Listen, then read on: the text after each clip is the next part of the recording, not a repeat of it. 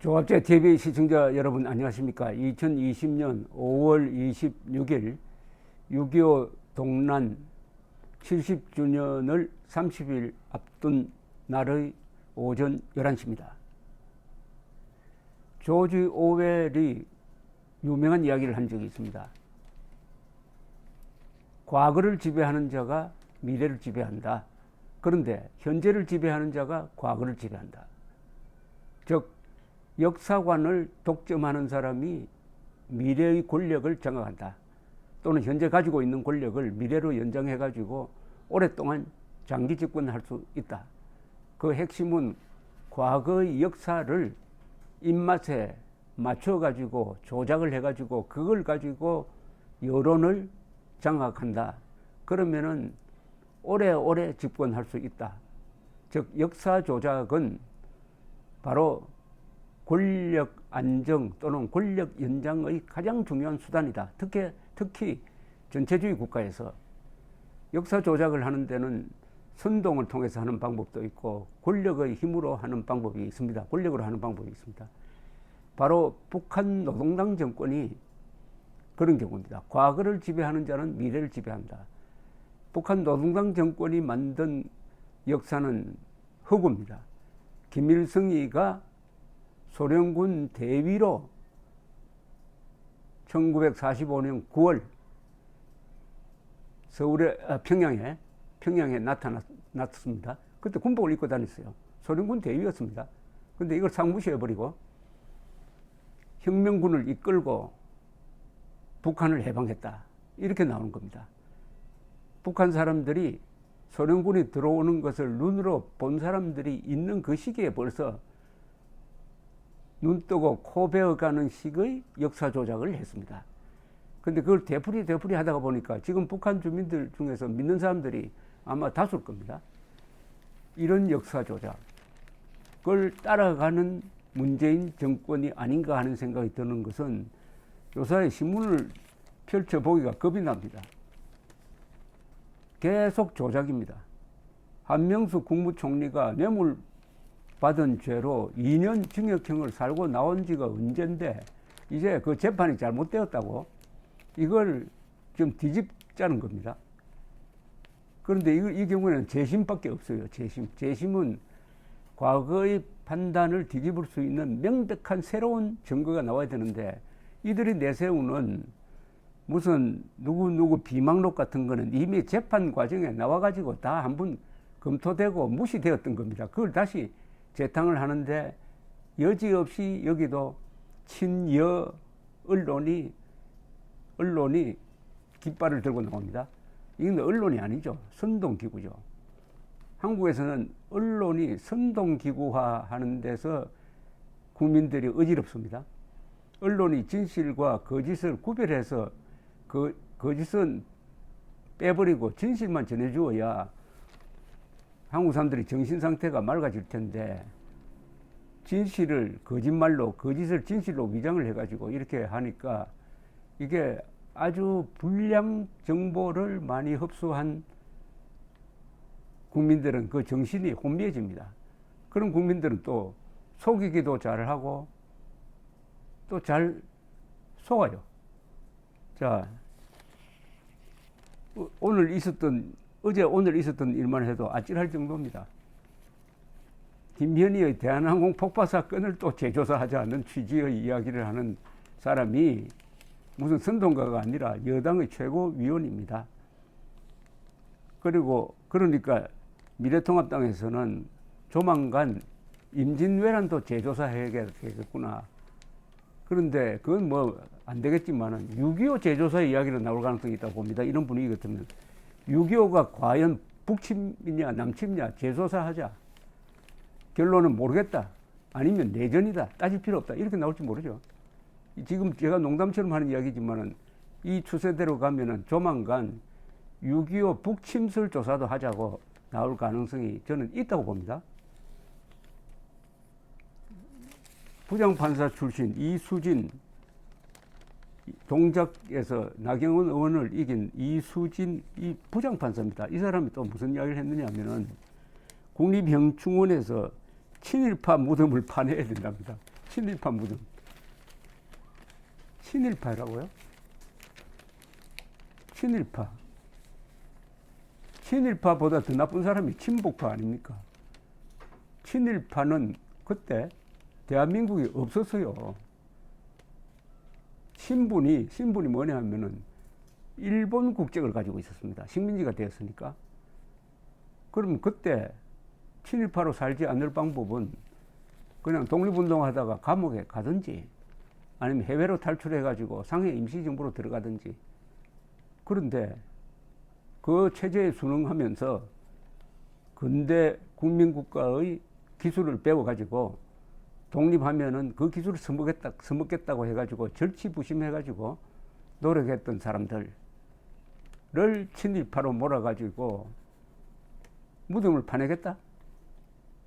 더구나 군립현충원에 묻힌 사람들은 친일을 덮는 애국을 했기에 거기에 묻혀 있는 겁니다. 그리고 무덤을 파낸다는 이게 전체주의 국가 아니면 있을 수가 있습니까? 부관 참시, 관을 열어가지고 시신을 꺼내가지고 다시 한번 참하는 부관 참시 2020년에 그것도 부장판사를 지냈다는 사람 입에서 나오고 있습니다. 또 이런 일도 있네요. 열린민주당, 이 여당의 외곽 정당인데 거기 비례대표로 당선된 사람이 최강욱 씨인데 이 사람은 조국 전 법무장관 아들 인턴 증명서를 위조했다는 혐의로 지금 재판에 넘겨져 있습니다. 그런데도 공천을 해가지고 당선이 되었어요. 형사 피고인입니다. 근데 형사 피고인이 국회 상임위원회 배정을 어디로 요청을 했느냐 하면은 법사위에 요청을 했답니다. 법사위에 요청을 했습니다. 법사위에. 고양이 보고 의물전 지키라고 하는 것하고 뭐가 다를까요? 여기에다가 또 이런 광기를 제어해야 될 김명수 대법원장은 법관들 앞에서 국민 눈높이에 맞춰서 재판을 하고 국민 중심으로 재판하라. 헌법제 103조는 법관은 법률과 헌법에 따라서 그리고 양심에 따라서 독립적으로 재판하라고 딱 명령을 하고 있는데 그거 다 빼버리고 국민 중심으로 재판하라. 여론 재판하라. 더 심하게 말하면 인민 재판하라는 이야기 아니겠습니까? 그런데 이런 역사 조작과 그리고 사법, 이게 진짜 사법농단입니다. 사법부를 헌법으로부터 떼어놓고 선동과 권력의 하수기관으로 부리겠다는 게 이게 사법농단이죠. 역사 조작과 진짜 사법농단이 진행되고 있는데 거기에 일정한 방향성이 있습니다. 역사 조작의 방향은 김정은에게 유리한 역사 해석을 하기 위한 방향의 조작입니다. 여기에 문제의 심각성이 있습니다. 왜 한명숙 전 국무총리를 이렇게 살려내려고 하느냐? 한명숙 국무총리의 남편이 누굽니까?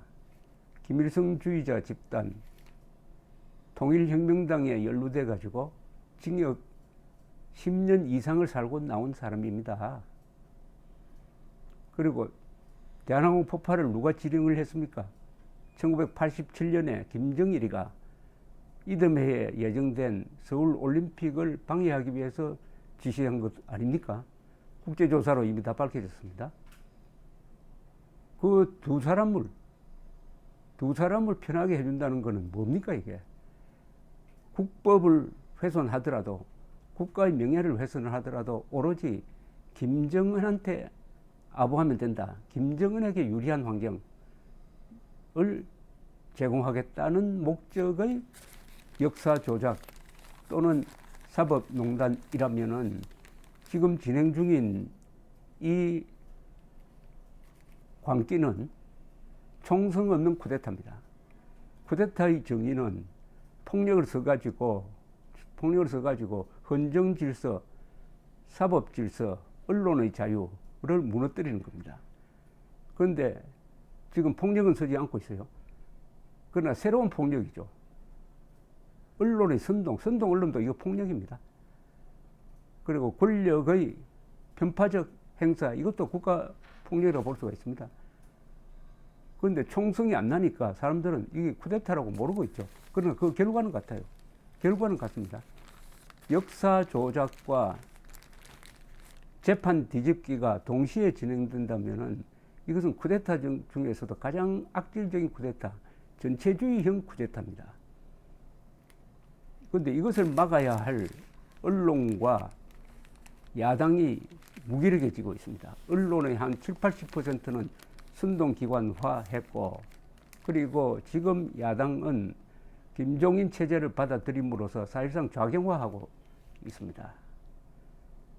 그러니까 애국단체들이 긴급 성명서를 내서 남아있는 미래한국당 비례대표 선거에서는 1등을 한 미래한국당이 좌경화한 통합당과 합치지 말고 독자 노선으로 가라, 미래한국당을 밀어주자, 이런 성명서까지 낼 정도니까 이번 투표에서 41.5%가 투표자의 41.5%가 통합당을 찍었습니다. 이런 강력한 우파 세력은 있는데 우파 정당이 없는 상태가 되어버렸습니다. 여론도 언론도 그렇고 사법부도 무기력화되고 총성 없는 쿠데타가 진행 중인데 이걸 진압해야 할 국민들, 주권자인 국민이 지금 단결하지 못하고 국민을 대표하는 정당이 없다 하는 이런 아주 허전한 상황입니다. 물론 위기가 오면은 영웅이 나타납니다. 위기가 오면은 각자 도생하든지 아니면 생존 투쟁을 하게 되어 있습니다. 제가 할 일은 이런 위기 상황의 실상을 여러분들한테 가감없이 전해드리는 것입니다. 경청해 주셔서 대단히 감사합니다.